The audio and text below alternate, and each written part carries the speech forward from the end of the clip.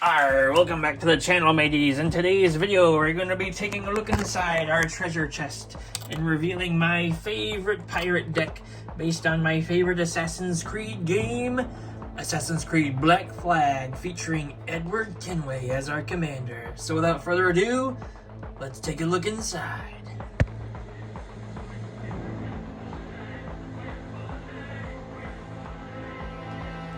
Alright, as I mentioned, Captain Kenway is my favorite assassin from the Assassin's Creed games, and Black Flag is obviously my favorite game. Captain Edward Kenway is a 2-in Grixis, that's a blue, black, and red, for a 5/5 legendary creature human assassin pirate, and he reads, at the beginning of your end step, create a treasure token for each tapped assassin, pirate, and or vehicle you control. He also says, whenever a vehicle you control deals combat damage to a player, look at the top card of that player's library, then exile it face down. You may play that exiled card as long as it remains exiled.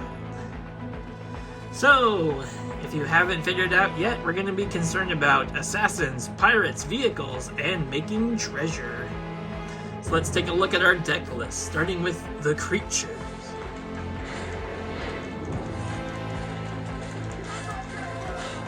Alright, our first creature in our deck is Mary Reed and Bonnie. They are pirate assassins. We have Adwell, the Breaker of Chains, another human assassin pirate. We have Roshan, the Hidden Magister, a human assassin. Asham, Azariz, human pirate. Hostage Taker. Zara, Renegade Recruiter, pirate. Admiral Beckett Brass, pirate. Admiral Beckett Brass again, pirate. Pitiless Plunderer, pirate. Dire Fleet Ravager, pirate. Ruthless Knave. We have Francisco, the Foul Marauder. Skeleton Crew. Dire Fleet Poisoner. Anthem Mutineer, pirate. Malcolm, the Keen-Eyed Navigator. Corsair Captain. Daring Saboteur. Departed Deckhand. Siren Storm Tamer. Warkite Marauder. Stormfleet Negotiator. Merchant Raider. Time Stream Navigator. Carrie Zeb. Coastline Marauders. Dire Fleet Daredevil. Crimson Fleet Commandeer. Or we have a Gem Cutter Buccaneer, an Orc Pirate. Glinthorn Buccaneer. Coercive Recruiter. Port Raiser. Ebonwild Captain. Breaches, the Brazen Plunderer. And last but not least, Captain Lannery Stone. Alright, that is all of our creatures. As you may have seen, all of our creatures are either assassins or pirates. Mostly pirates, because we only have a few of the assassins from the new set. But most of them have some interaction or create in some way treasure, which is very important. Alright, moving on to the vehicles. We don't have very many. We have the Jackdaw, which is Edward Kenway's ship. We have the Indomitable. And we have the Sky Sovereign Council flagship. Then, legendary artifacts, we have the Grim Captain's Locker. We have a Soul Ring, Arcane Signet, Vanquisher's Banner, Herald's Horn. Now we're moving on to our instances and sorceries.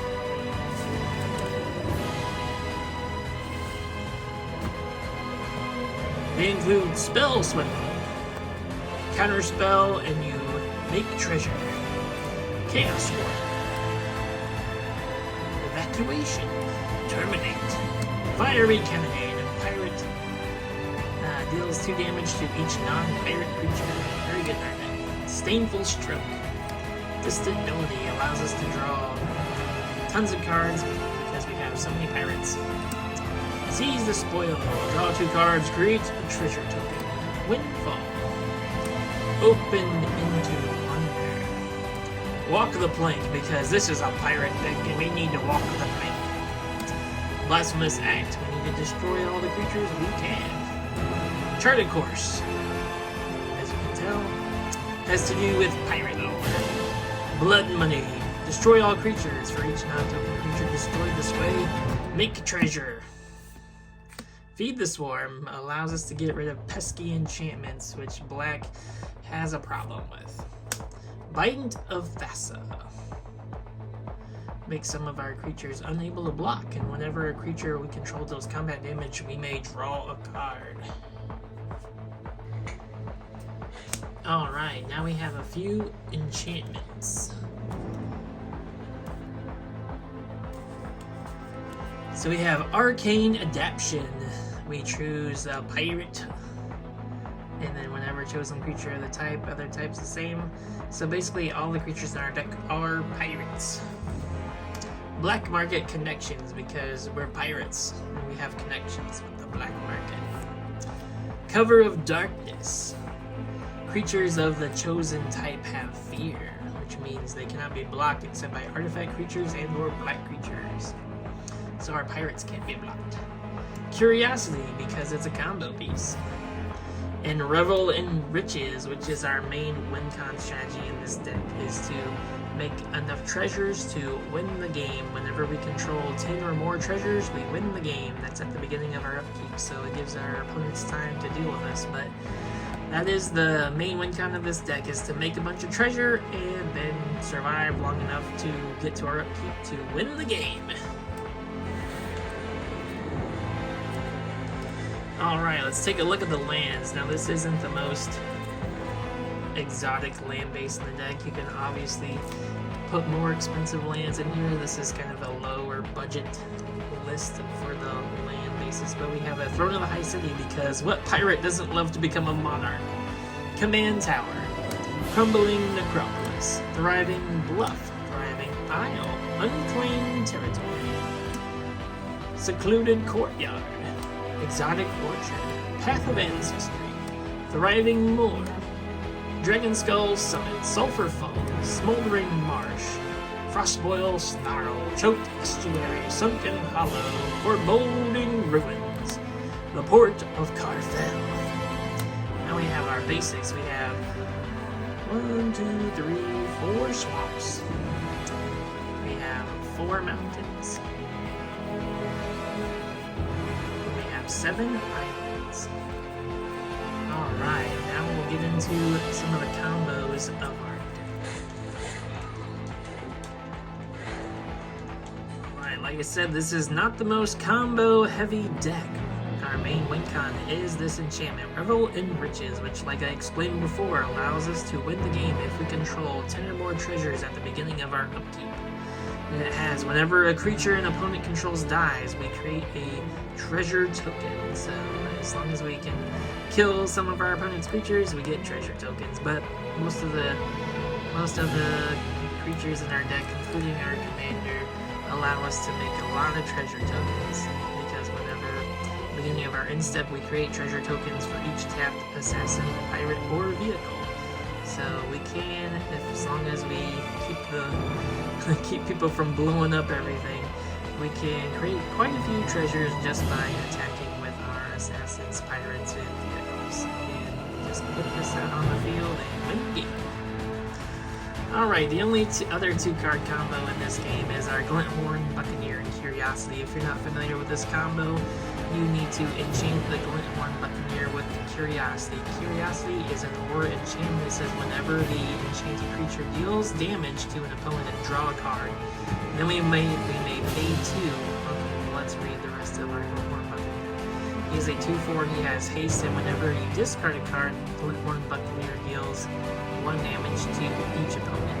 So then we just need to pay 2 mana to discard a card, and that allows us to draw a card. And so we just do that, and every time we discard a card, we deal 1 damage to an opponent, and whenever we deal 1 damage to an opponent, we draw a card, and that allows us to keep drawing and discarding cards and kill everybody. Yeah. Well, actually, it's pretty interesting because we have 1 damage each of them, so then we can draw, 3 cards just by 1 activation. Alright, I hope you enjoyed today's video. Let me know in the comments below, who is your favorite assassin from the Assassin's Creed games? And if you're like me and you love pirates and you love Edward Kenway, I hope you will try this deck and let me know how it does. Until next time, adios!